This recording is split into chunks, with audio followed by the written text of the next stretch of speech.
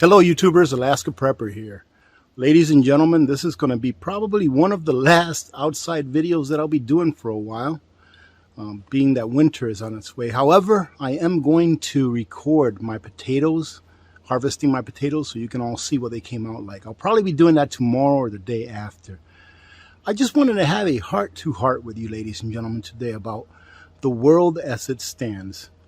Look, we can sit here and talk about all of the terrible things that are going on around the world.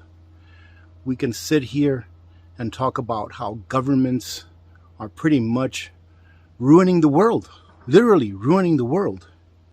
And I don't want you to lose hope. I do want you to stay prepared, and I want you to get prepared if you're not. But we have to be realists about this. We have to understand that the world we live in is not like I explained on one of my last videos. It's not a wonderland where a unicorn is going to come and save you when you need it. We are on our own, ladies and gentlemen, and I can prove that to you right now. We are on our own. Right now, according to the non-governmental organizations, right, NGOs of whatever type you want to call it, be it the UN, WEF, IMF, the World Food Program, etc., we've been warned by governments, by heads of states, we've been warned by senators, by congressmen, that we're going into a major food shortage, and that the world right now, about 1/7 or so, or 1/8 of the world, is right now experiencing hunger and starvation. Now, we look around, especially here in the United States, because I can talk about the United States, this is where I live.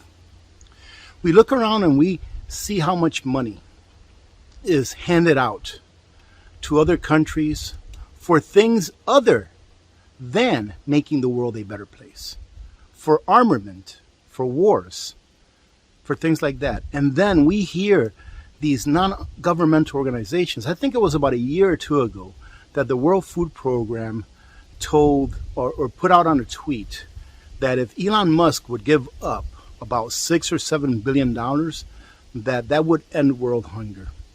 Yet look at how many billions of dollars, multiple billions, multiple tens of billions of dollars that we as nations are willing to spend on war. That to me is proof, is undeniable proof that governments care more about power than they do about people. This fiasco that's going on in the Netherlands, that you all probably know about, a country where the farmers there have dialed it in. The farmers in the Netherlands, they're like the superstars of farming. A small country that is the second largest exporter of food in the world. In a country like that, where we have so many heads of states and organizations stating that we are in a food crisis worldwide and that is going to get more severe in the years to come, to tell these farmers who are superstar farmers to stop farming because there's too much nitrogen in the soil. Does that not tell you that the government will not be there to help you when you need their help the most? During today's live stream, which I really appreciate everyone that comes onto the live streams because they are a lot of fun. And I really do enjoy conversing back and forth with our awesome community during the live stream. So thank you to those of you that joined in. And I'm saying today's live stream, I'm not sure if I'm going to release this video later on today or tomorrow, but we'll see. But thank you to those of you that joined in on Sunday's live stream. During today's live stream, I asked a question. And the question was, what good does government do? And it was an honest question. I was like, if anyone can put down here what good does government do, then put it down. And I could have missed it, but I didn't see any answers where it was anything good that government does. Because, ladies and gentlemen, how can government do anything when it cannot produce anything? And that is what people don't understand, is that we as the people, we have all the power. But as I stated on my live stream, we are so divided that the government will only continue to get bigger and stronger because we are so divided. The times that we are headed toward, ladies and gentlemen, it is survivable, but it will be hard to survive. Depending on what countries you live in, depending on whether you live in an emerging country, an emerging nation, or a first world nation, as the West is known to be, in my opinion, it won't be for very long. Will depend on your survivability and what standard of living you will have during that transition that we are going through. And yes, we are going through a transition. I just hope that when we get out of it on the other side, that good would prevail over evil. But we are going through a transition. And what does that mean? That means there's going to be a lot of suffering. There's going to be a lot of hard times. People are going to lose everything. Unfortunately, the monetary system by which we are governed, it is a fake monetary system. And all of those digits that you see on a screen or on a piece of paper that say that you have X number of dollars, ladies and gentlemen, I'm sorry to tell you, but those dollars don't even exist. They don't even exist. And even if they did exist, consider what the dollar is. It's nothing but a promissory note. It is a debt note. So the labor and the energy that represents those dollars that you have on a screen, it hasn't even been produced yet. That is why it is a promissory note. It is a promise to you to be able to exchange that piece of paper or digit on a screen for something that adds value to your life, for something that adds tangible value to your life. And the problem is there's so many promissory notes out there that there is not enough labor that can fulfill all of the promises that have been made by the fiat currency that is circulating throughout the earth. And that fiat currency was brought into existence by who? By our lovely government, i.e. Federal Reserve. You see, I believe that the Federal Reserve and the banks are the government. They own the government. They're the ones that say what happens and what doesn't happen. In addition to all of the corporations that own our politicians. They are the ones that really run the government. And you have to ask yourselves this. Do banks have your best interest in mind? Do these large corporations have your best interest in mind? Ask yourself that question. I'm not even going to answer it for you.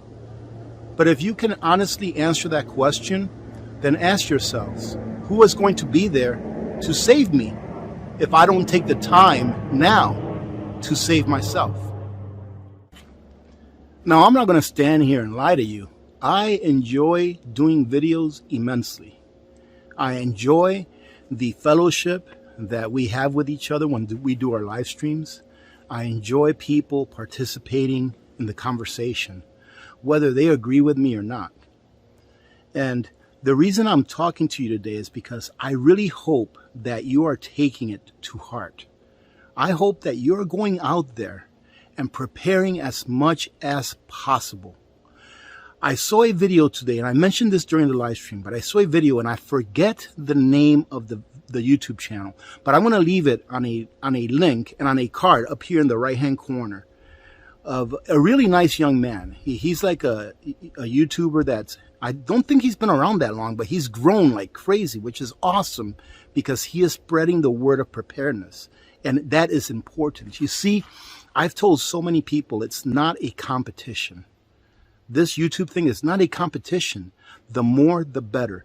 I received, and I'm going to get to that video here in a minute.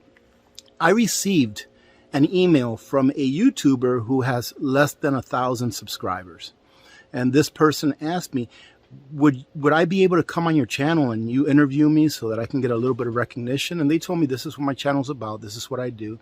And I said, well, due to my data, I really don't bring people on. It's very rare that I bring someone on. But I will be more than willing to come onto your channel. You see, it doesn't matter to me whether I go onto someone's channel that has 500 subscribers or 1 million subscribers. I could care less.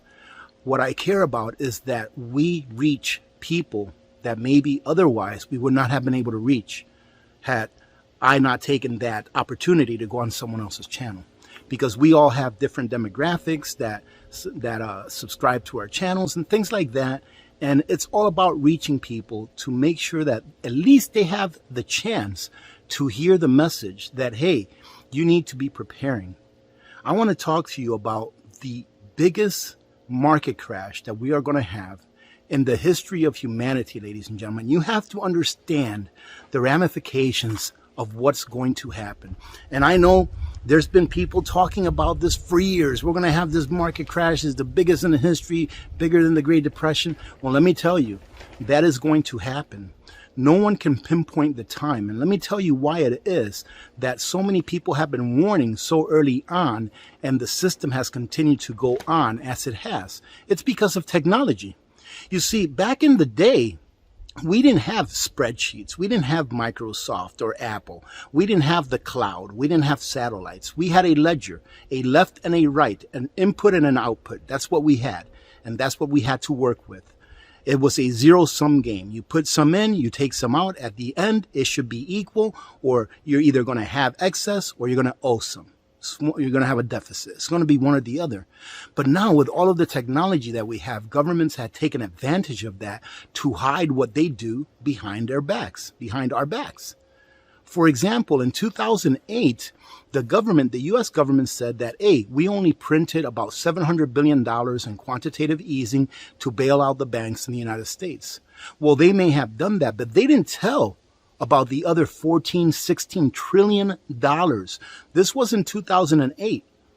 They didn't tell the other $14 to $16 trillion that they had printed and doled out to banks that were outside of our borders.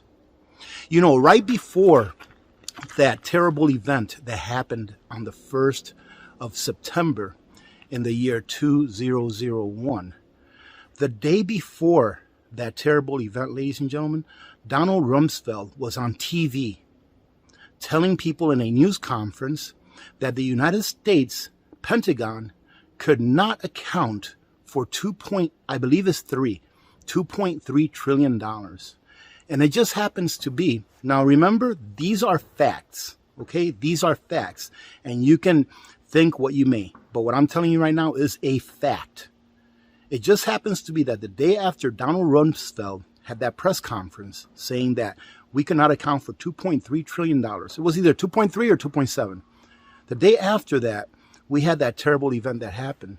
And it just happened that the part of the Pentagon that got hit and caught on fire was the accounting section of the Pentagon, where they could have found where that $2.3 trillion was.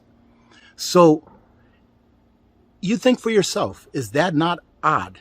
And has anyone talked about that $2.3 trillion since?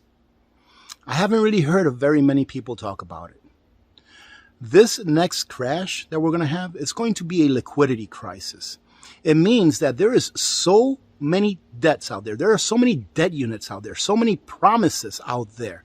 For example, a promise is this. Let's say that you bought into a stock, and let's say that stock made a lot of money, right? Now, what you bought into was $100. Now, let's say it's worth $1,000, right? 10 times more, right? Now, multiply that times millions of transactions, right? There are not enough dollars in the system, be it physical dollars or digital dollars. There are not enough dollars in the system to satisfy all of the debt. So when the market starts to crash, there's no dollars in the system. It will become a liquidity crisis. There's dollars in the system, but just not enough. So we're going to have a huge liquidity crisis. The bond market, once that bond market, that 10-year, that 2-year, once it starts just going up and up and up, the Fed will lose control. And once that happens, that's going to be our cue that we're going to have a major crash in the stock market. And I do believe that Europe, that the EU will go first as far as their economy. Oh my goodness, that scared me. I have a steel barrel here, and whenever it gets warm, it expands, it contracts. Oh, okay. So let's go ahead. So anyways, I'm not even going to edit that out. All right. But when Europe goes, I believe that they will go first and that we will be the last to go here in the United States. So for those of you that live here in the United States, when Europe goes, I would say we have anywhere between 2 weeks to a month to spend as much cash as we possibly can on real stuff, because things are going to go down. ATMs are going to go down. Banks are going to close. There's going to be no cash available. Credit cards are not going to be able to be used.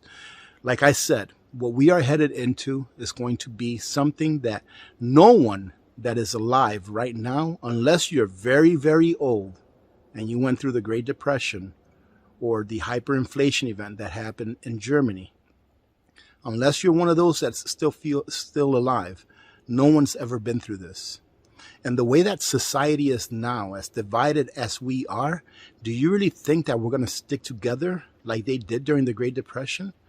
You know, I wasn't alive during the Great Depression, but I've read some books, and mainly that population there was a very trusting population, you know, a very well-mannered population in general, okay? I know there's always a few bad eggs, you know, in the basket, but in general, they worked very hard, and more importantly, they knew how to grow their own food and pretty much sustain themselves with nutrition.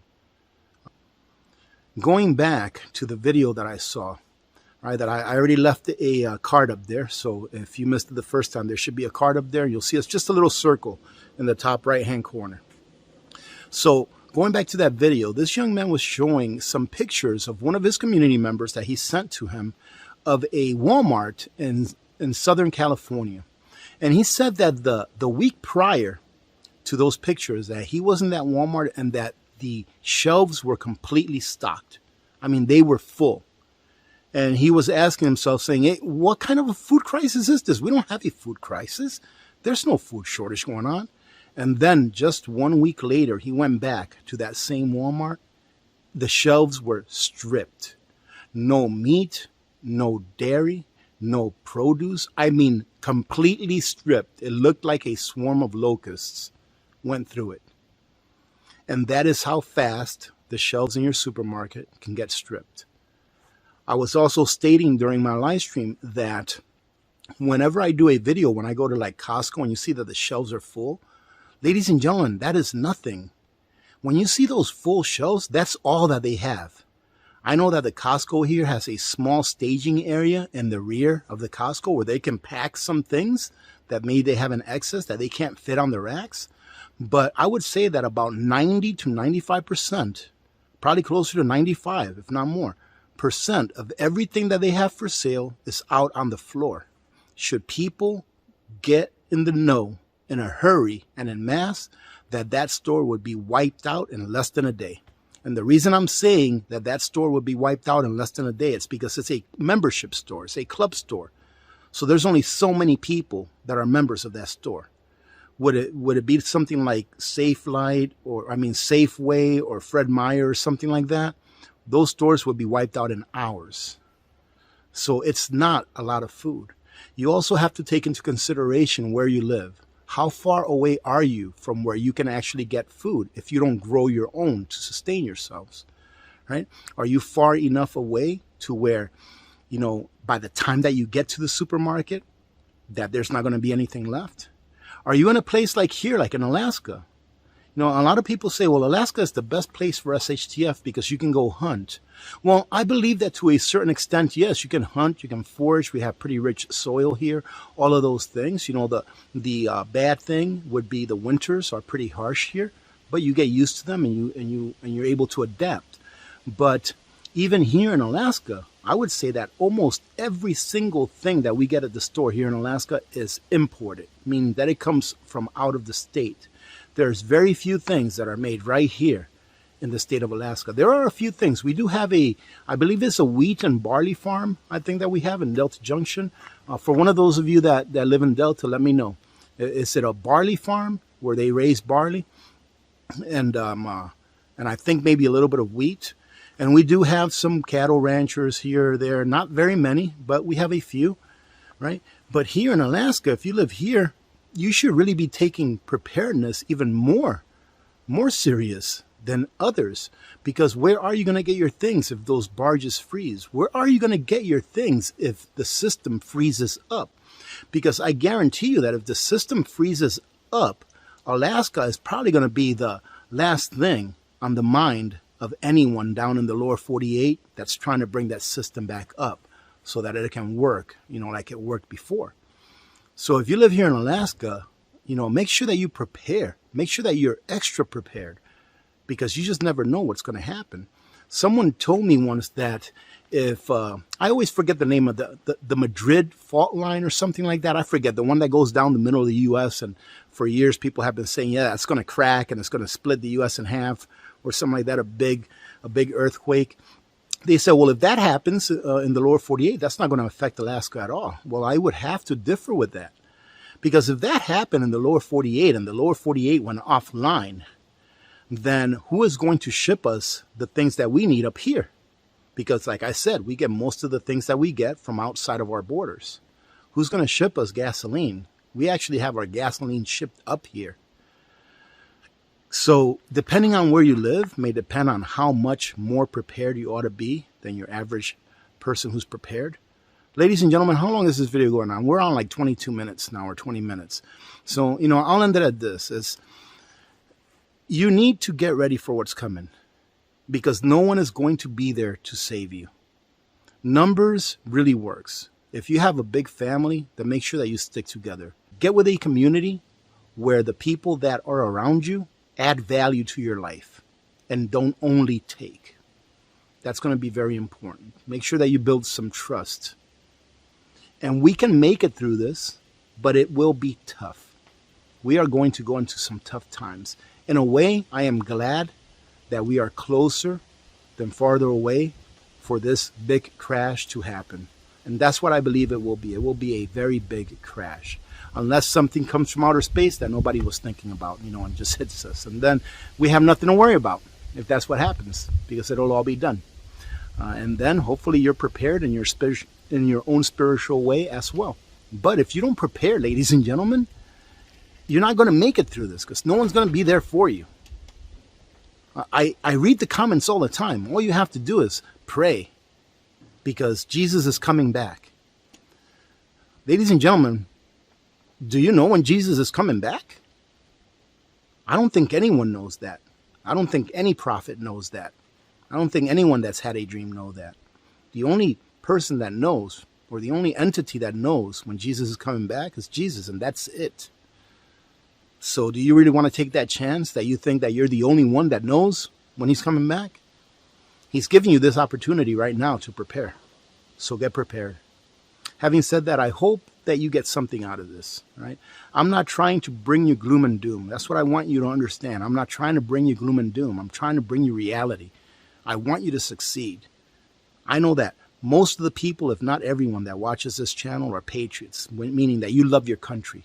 I don't mean just patriots here in the United States. I mean whatever country you're in, that you love your country, that you love your countrymen. And that's what it's all about.